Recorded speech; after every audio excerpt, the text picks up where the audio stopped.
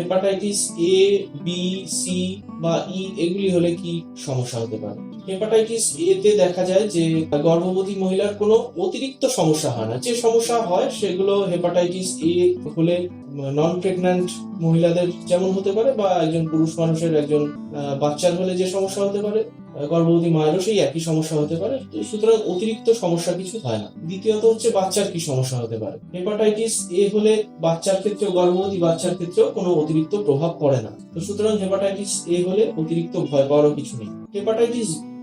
Hepatitis B হলেও মায়ের ক্ষেত্রে দেখা যায় যে অতিরিক্ত কোনো সমস্যা হয় না, কিন্তু বাচ্চার ক্ষেত্রে দেখা যায় যে গর্ভবতী মায়ের থেকে বাচ্চার দেহে হেপাটাইটিস বি সংক্রমণ হতে পারে। সেটা প্রেগন্যান্ট অবস্থাতেও হতে পারে, মানে গর্ভাবস্থাতেও হতে পারে, আবার জন্মের সময়ও হতে পারে। হেপাটাইটিস এ এর ক্ষেত্রে যেমন গর্ভবতী মা থেকে বাচ্চার দেহে সংক্রমণের সম্ভাবনা খুবই কম, কিন্তু পেরিনেটাল ট্রান্সমিশন হতে পারে। পেরিনেটাল ট্রান্সমিশন মানে হচ্ছে জন্মের সময় এবং তার আশেপাশের কিছু সপ্তাহ, আগের কয়েক সপ্তাহ এবং পরের কয়েক সপ্তাহ, এই সময়টুকুতে বাচ্চার দেহে হেপাটাইটিস এ ইনফেকশন যেতে পারে।